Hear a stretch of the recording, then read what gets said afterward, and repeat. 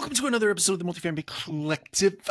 I am your host, Mike Brewer, and today I wanted to talk about advertising and marketing. And I wanted to make a couple of points. First and foremost, can we all agree that the true intent of advertising is to say the right thing to as many people as possible on as many mediums as you can afford to get your message out, to use to get the message out. So it's interesting to me. Another point that I can make here is that I've sat in a number of corporate boardrooms, even up to and most recently my last experience as a chief operating officer in a multifamily firm.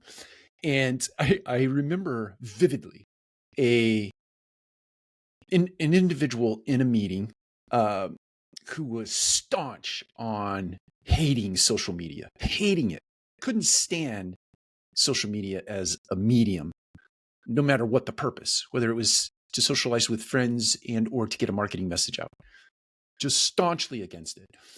And it's interesting to me to hear this person go on and on and on about how much they hated it and how much it really stirred inside of me the idea that, or the fact that, if you're so staunchly against it, you really are not the audience. And we're here trying to sell apartment experiences, rental experiences in Class A buildings.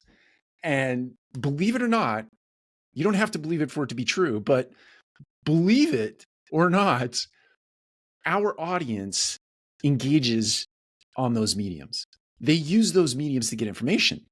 Now, I'm not saying anything to anybody who listens to this podcast or watches this podcast that you don't already know. You already know all of this, but you have these people, you have individuals in organizations across our industry who are analytical in nature, and nothing against analytical in nature people or people who don't believe in these mechanisms, but they have power.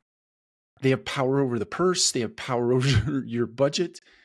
They can slash things that they don't understand. It's kind of like the government getting involved in things that they don't understand. The classic example, Mark Zuckerberg is sitting in front of a senator who is grilling him and asking him about how his platform makes money. And the otherwise obvious answer is he sells advertising to eyeballs who congregate on the platform. It's not so obvious to those individuals who sit in corporate boardrooms across this country, who have the power of the pen to cut advertising, branding, and marketing in your organization. And despite your best efforts sometimes to sell the fact that people get information, people make buying decisions. And if our real intent and our real aim is to get our message out on as many mediums as we can possibly afford all the time, so that when they show up to do commerce, right, and they show up to do transactions, you're there. You have to be there all the time, everywhere. Because when a person shows up, it's not in a vacuum. They just show up and they're ready to make a purchasing decision. And if you're not there because you used your power of the pen to slash a budget, then you're not the person that they're going to choose to rent with or to engage with for a living experience.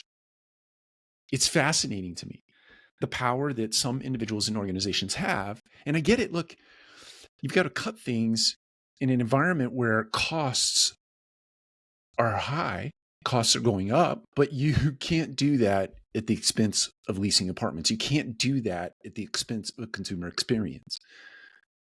You have to be prudent about that.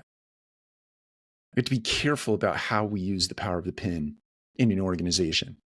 And we certainly don't want to hand that power to somebody who has absolutely zero clue about the impact that they make with that pen when they're making those cuts. Take care. We'll talk to you again soon.